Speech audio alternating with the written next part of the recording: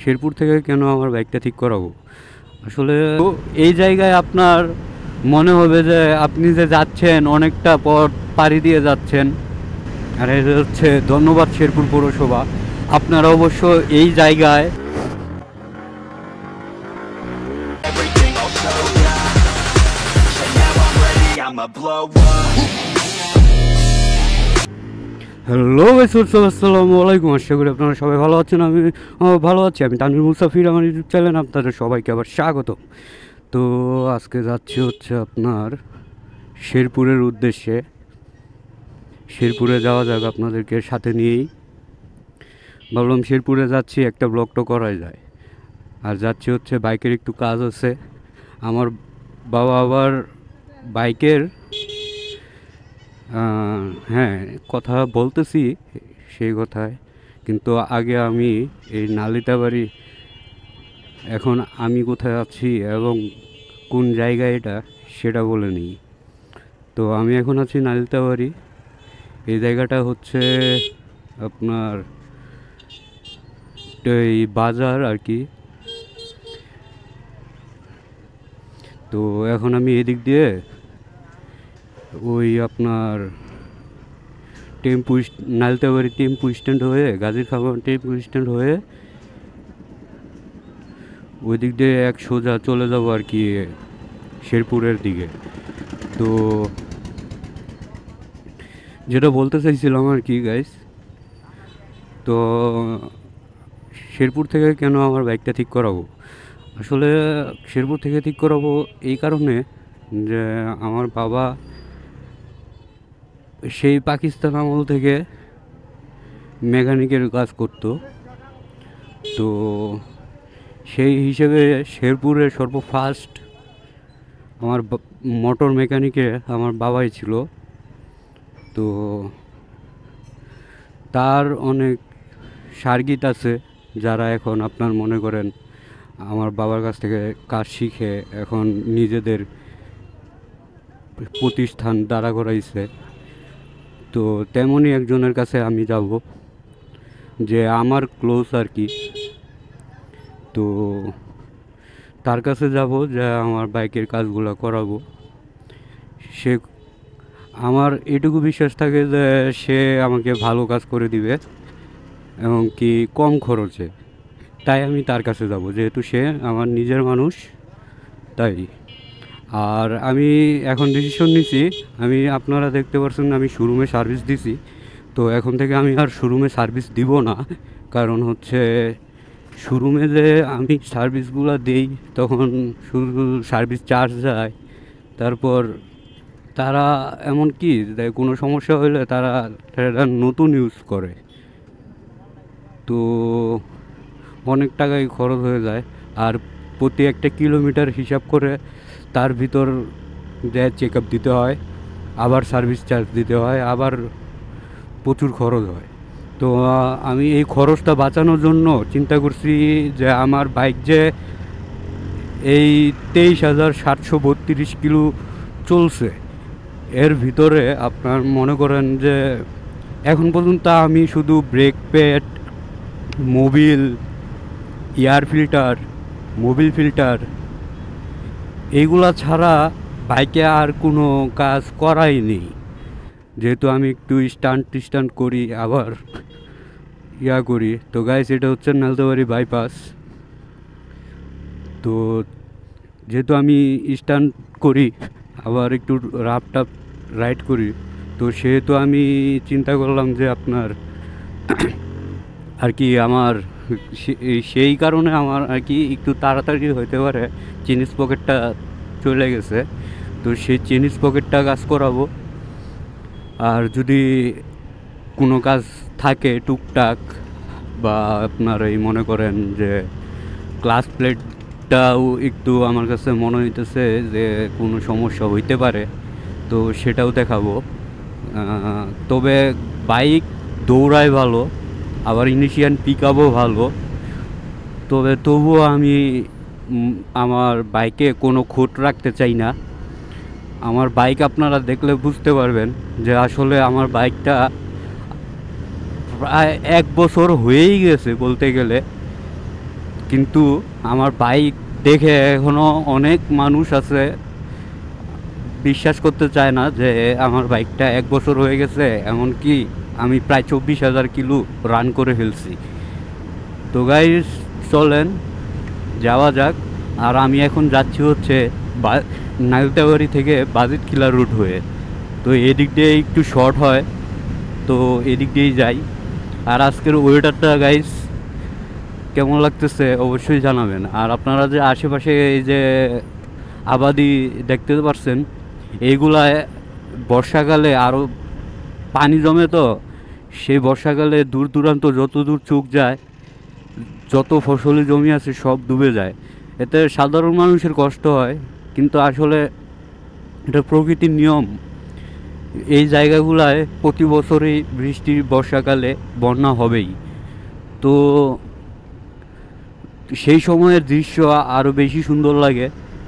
তো আপনাদেরকে চেষ্টা করব যদি আবার কোনো সময় বর্ষাকালে আসি তো আপনাদেরকে দেখানোর জন্য। তো এখন যাই, আপনারা সৌন্দর্য উপভোগ করতে করতে আমার সাথে যান আর আজকের ব্লগটা এনজয় করেন। আর যারা আমার ইউটিউব চ্যানেলটা সাবস্ক্রাইব করেন নাই অবশ্যই সাবস্ক্রাইব করে দিবেন। এমনকি যারা ফেসবুক পেজ থেকে দেখছেন ফেসবুক পেজটাকে লাইক শেয়ার কমেন্ট করে জানাবেন। আর আমার কোনো ভুল ত্রুটি থাকলে অবশ্যই কমেন্টে জানাবেন গাইস। তো চলেন। তো এই জায়গায় আপনার মনে হবে যে আপনি যে যাচ্ছেন অনেকটা পথ পাড়ি দিয়ে যাচ্ছেন, কিন্তু ঢাকায় যদি রাইড করেন আর কি, তাহলে আপনি বুঝতেই পারবেন না যে আপনি এত কিলো রাইড করে ফেলছেন। আপনার কাছে মনে হবে যে এখান থেকে এখানে গেলেন, শহরের ভিতরে এখান থেকে ওইখানে গেলেন। তো এটাই হচ্ছে শহর আর শহরের বাইরে রাইডিংয়ের তফাৎ। আমার কাছে যেটা মনে হয়, আমার কাছে এরকমই ফিল হয়। আপনাদের কাছে কেমন ফিল হয় তা তো আর জানি না, আপনারা অবশ্যই বলবেন। আর এই জায়গাটাও অনেক সুন্দর। এই জায়গায় ঘুরতে আসছিলাম একবার, তো এই জায়গায় ছবি টবি তুলছিলাম। তো চলেন সামনের দিকে আগাই, আপনারা দেখতে থাকেন। আর এই জায়গায় এই যে নদীটা দেখতে পারতেছেন, এটা আসলে নদী না খাল ঠিক জানি না, তবে এইটা একদম ভরাট হয়ে যায় এবং কি এই রাস্তা ডুবে যায়। এই সাইড দিয়ে পানি অনেক স্রোতে, অনেক বিশাল স্রোতে যায়। তো সেই দৃশ্যটাও অনেক সুন্দর। তো আপনাদেরকে চেষ্টা করব যদি আরেকবার কোনো সময় বৃষ্টির সিজনে আসি, বন্যার সিজনে আসি, তাহলে আপনাদেরকে দেখানোর।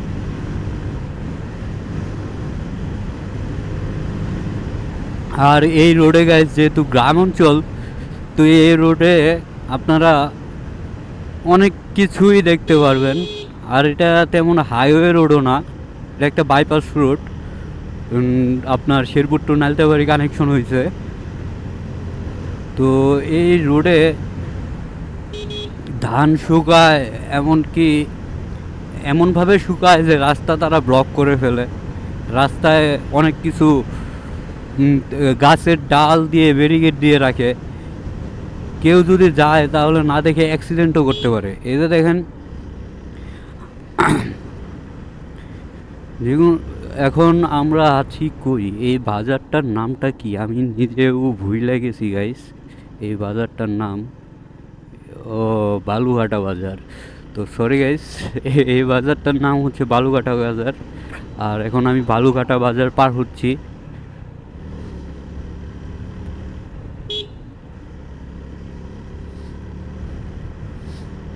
তো এই রাস্তায় গাইস খেরও নাড়ে মাঝে মাঝে। তো এইগুলা রাস্তায় করা ঠিক না, বিপজ্জনক। আসলে গ্রামের মানুষ এতটাও বুঝতে চায় না।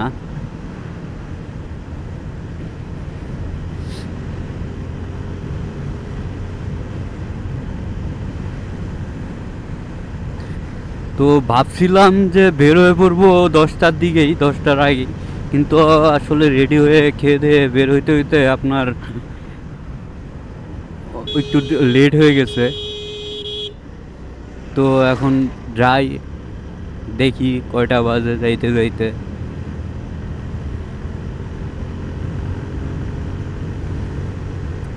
তো গাইস আপনাদের মাঝে আমি আবার কিছুক্ষণ পর আসি, এই ব্রিজটা পার করি। এই ব্রিজ পার করার পরও একটা সুন্দর দৃশ্য আছে, এটা দেখতে পাচ্ছেন। এখন সব শুকানো আর কি, কিছুদিন পরে সব ভরে যায়, তো পানিতে সব একদম একাকার।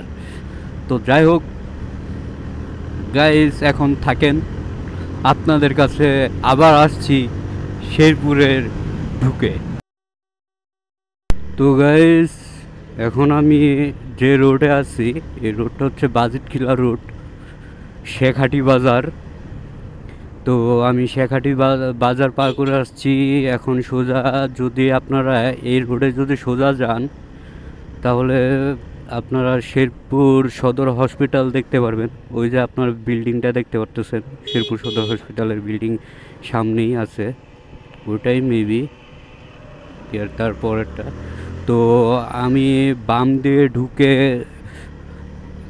আপনার গিদ্দানারায়ণপুর হয়ে হাজিরমুর হয়ে কানাসাগলার দিকে চলে যাব, কারণ আমি যে গ্যারেজে যাব সেই গ্যারেজটা কানাসাগলায়। আর গাছ এই যে সাইডে মসজিদটা দেখতে পাচ্ছেন, ঠিকভাবে দেখতে পাচ্ছেন কিনা জানি না, আমার লুকিং গ্লাসে দেখতে পারবেন। তো এই মসজিদটা অনেক সুন্দর, দেখি আপনাদেরকে যাওয়ার সময় দেখানোর চেষ্টা করব। তো এখন এই ভিতর দিয়ে চলে যাব হচ্ছে আপনার কানাসাগলার দিকে। তো শেরপুর ঢুকে পড়ছি, মেন শহরে ঢুকে পড়ছি ইনশাল্লাহ। তো চলেন যাওয়া যাক। তো এইদিকে আমার এক ফ্রেন্ডের বাসা আছে, দেখি সে বাসায় আছে কি না, যদি সে থাকে তাকে নিয়ে চলে যাব। বাকিরা তো এখনও ঘুমে, ফোন দিয়েছিলাম একজনকে, সে ঘুমে। তো চলেন দেখি। আমার বন্ধুর দোকান ছিল আগে এইটা, এখন সে নিজেই দোকান দিছে এইটা। তো দেখি সে বাসায় আছে কি না। বন্ধুর সাথে দেখা হয়েছে, তো তার সাথে কথা বললাম। তো এখন এগিয়ে যাচ্ছি হচ্ছে আপনার কানাসাগলার দিকে, শেরপুর কানাসাগলা। তো আমার ফ্রেন্ড বলল যে আমি ভাবছিলাম তাকে নিয়েই চলে যাব। তো সে বলল তার বাইক দিয়ে সে আসবে, তো সে তার মতো আসুক, আমি আমার মতো যাই। তো আপনাদেরকে সাথে নিয়ে যাই। এটা হচ্ছে শেরপুরের বাস স্ট্যান্ড ছিল আগে, গাজীর খামার, এটাই বাস, আর সরি হাজির মোড়, এটাই বাস স্ট্যান্ড ছিল। তো এই জায়গায় মেন বাস স্ট্যান্ডটাকে সরিয়ে এটা আর কি ঢাকা ময়মনসিংহের বাস স্ট্যান্ড ছিল। তো সেই বাস স্ট্যান্ডটাকে সরিয়ে তারা আপনার এটাকে নিয়ে গেছে একদম সেই অস্তিমতলায়। আর এটা আপাতত অফ আছে, এই বাস স্ট্যান্ডে কী হয় তাও আপাতত জানি না, যেহেতু থাকি না। আর এটা হচ্ছে গ্যাস পাম্পের সিরিয়াল, হাজির মোড়ের গ্যাস পাম্পে আপনার গ্যাস নেওয়ার জন্য সবার সিরিয়াল, এটা দেখতে পাচ্ছেন। তো যাই হোক চলেন এখন যাওয়া যাক আপনার কানাসাগলার দিকে। তো এই যে রোডটা দেখতে পারতেছেন গাইস, এই রোডটা হচ্ছে ঢাকা ময়মনসিংহ হাইওয়ে। শেরপুর থেকে যারা আর কি ঢাকা যাবেন, ময়মনসিংহ যাবেন, তারা এদিক দিয়ে যায়।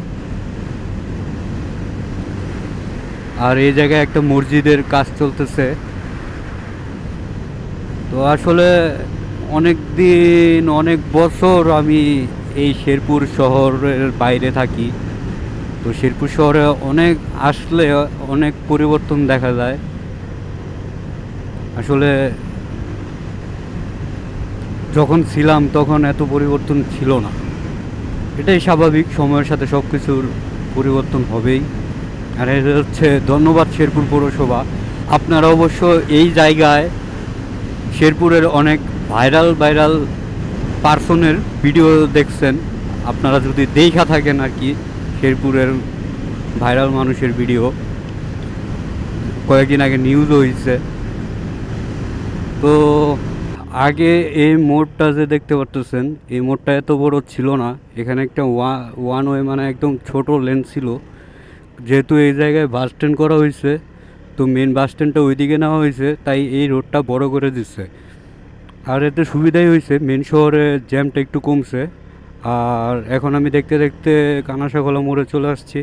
তো ওই যে আমার কাকার গ্যারেজ, আর এই যে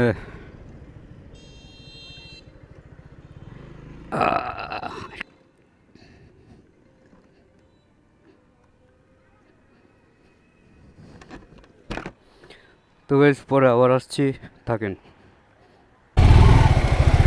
তো গাইস গাড়ির কাজ শেষ করে এলাম, এমন একটা ট্রায়াল দিলাম।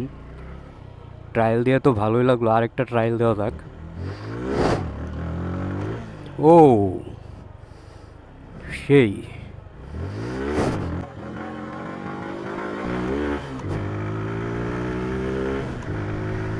সেই সেই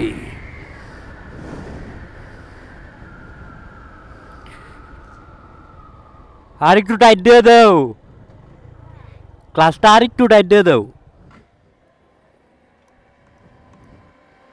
তো গাইস হোয়াটসঅ্যাপ, আসসালামু আলাইকুম। আশা করি আপনারা সবাই ভালো আছেন। আমিও তানভীর মুস্তাফির আপনাদেরকে তো আমি স্বাগতম জানাইছি। তো আমার বাইকের কাজ করানো শেষ হইলো, এখন আমি যাচ্ছি বাসার দিকে, মানে আমার শ্বশুরবাড়ির দিকে। এখনও আছি শেরপুরে, অনেকটা লেট হয়ে গেছে। তো আমি কালকে আসছিলাম, আজকে আপনার কাজ শেষ হইলো। আজকে দেখছেন কয়টা বাজে, প্রায় 7টা বাজে গেছে আমার কাজ শেষ করতে করতে। তো দেখলাম উইলি টুইলি দিয়ে দেখলাম খুব ভালোই হইতেছে। তো ঠিক আছে, আলহামদুলিল্লাহ কাজ কমপ্লিট হইলো। আপনার ক্লাস প্লেটটা একটু কাজ করাইলাম, আপনার ক্লাস প্লেটটা দুর্বল হয়ে গেছিলো, তো ক্লাস প্লেটটা কাজ করাইলাম। আর সামনের চাকা আপনার রোজার ভিতরে আমি অ্যাক্সিডেন্ট করছিলাম একটা ছোটোখাটো, তো সামনে লাগাই দিয়েছিলাম। আমার মার্কারটা ভাঙিয়ে গেছিলো, মার্কারটা তো ঠিক করছি। তবে আপনার মনে করেন যে আমার যে চাকা টাল হয়েছিল সেটা আমি আর বুঝি নাই। এখানে আইসা আমি দেখার পর দেখলাম যে আসলে চাকাটা টাল হয়ে গেছে। তো চাকার টালটা সারাইলাম।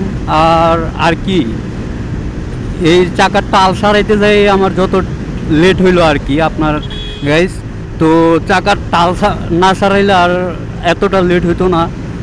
তো টাকার চাল আর ওই যে আপনার ক্লাস প্লেটের বাটিটা সমান করতে দিছিলাম, তো এটা করতে আপনার আজকে লেট হইলো। তারা কালকে আমাকে কাজটা শেষ করে দিতে পারে নাই, এমনকি আমার লাগছেও 2000 টাকা এই ঠিক করতে। আবার আপনার ক্লাস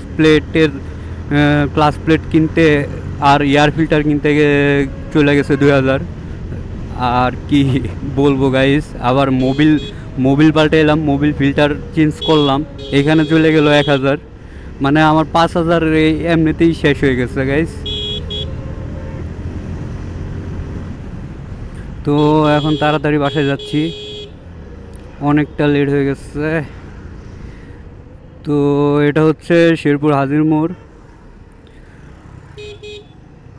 তো সব কিছু ঠিকঠাক করে এখন বাসায় চলে যাচ্ছি। তো গাইস আসার সময় তো আপনাদেরকে দেখাইছি, আর আজকে শেরপুর এতটা আপনাদেরকে দেখাইতে পারলাম না। তো আজকের মতো ব্লগটা এইখানেই শেষ করে দেই। আর আমি রিল্যাক্সে একটু পর বাসায় চলে যাব, মানে আমার শ্বশুরবাড়িতে চলে যাব, আপনাদের ভাবির বাসায়।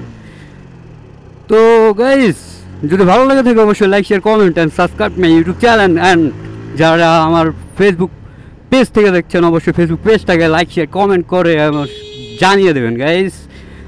তো খোদাফেজ গাইস, খোদাফেজ।